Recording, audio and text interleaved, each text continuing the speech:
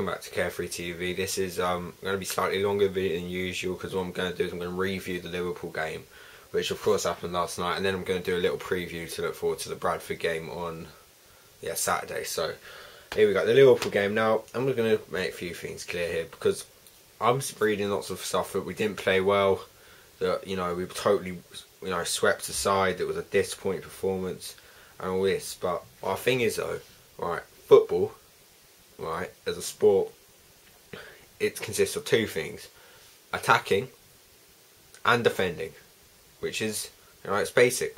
Everyone should know that. But what I seem to read is, it seems to be like, it's all about attacking, it's all about going forward, it's all about scoring. No, it isn't.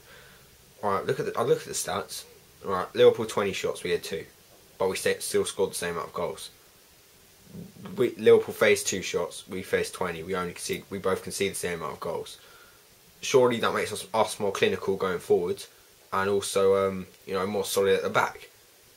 It's ridiculous. And also, I actually said before this game to my mate at school that if anything from a 1-0 defeat to a win was a good result, because as long as we're in the tie, we take Stamford Bridge, we go and we can do them at Stamford Bridge. They're not a good team. That's their best performance of the season, and we draw 1-1 when we're playing shit. And if we'd gone out and played like we've done against Swansea, this open, attacking, beautiful football, would have been beat. We'd be sitting there talking about 3-0 defeat, we'd be out of the cup. I can guarantee you, Liverpool, that's what they do. They're Arsenal's worst nightmare. An Arsenal side would go there, try and play expensive. I know Arsenal just beat City, but typical Arsenal side, go and try and play football.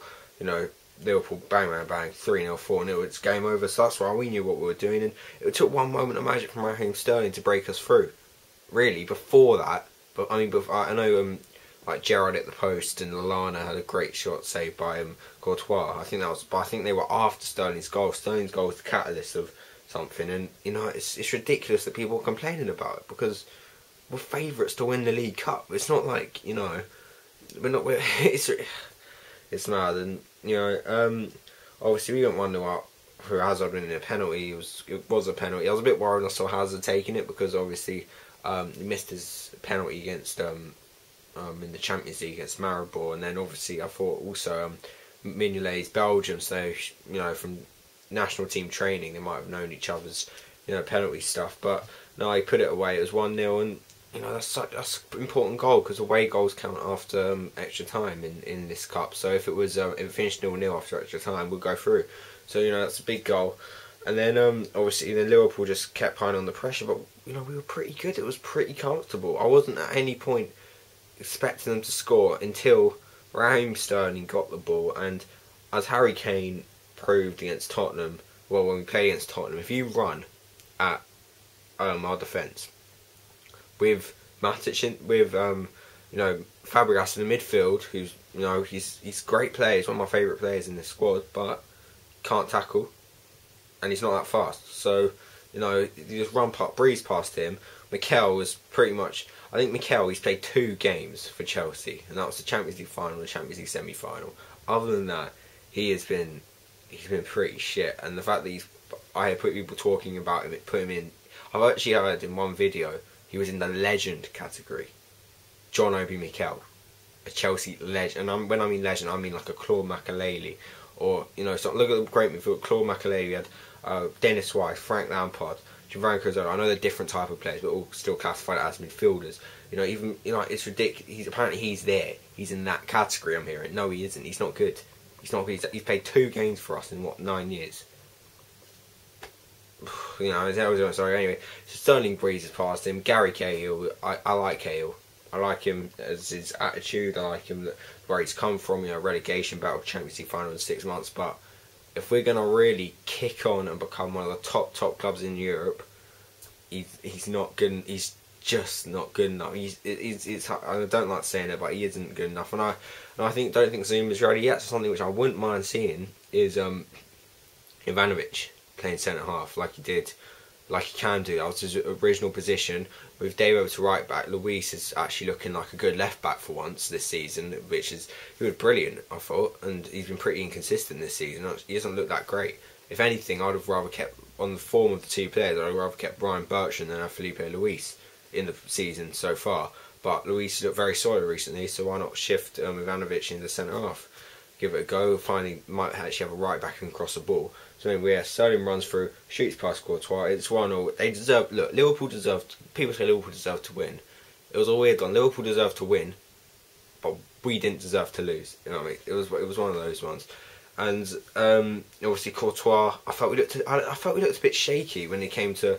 I felt he parried a lot of shots he could have saved. I felt obviously the time when he carried it outside the box, you know, that could have been a bit dangerous. But I think after the Raheem Sterling goal, we suddenly saw the goalkeeper which was playing at Atletico Madrid again. Some fantastic saves in there, it really was. And when Gerrard hit the post, that's the most relieved I've been in a while, because I mean, I really don't want him to score. If I could choose anyone not to score, it would be Steven Gerrard. So yeah, and then obviously for the rest of the game, they all kept piling forward. But obviously, look, if Diego Costa hadn't been clipped and when he was throwing goal, we could have been talking about winning. That's the thing. We were sharper going forward. I felt more confident we were going to score when we went forward than we were going to concede when Liverpool came forward. So I felt it was a decent performance. I don't get where all this stuff was. Oh, we were shit.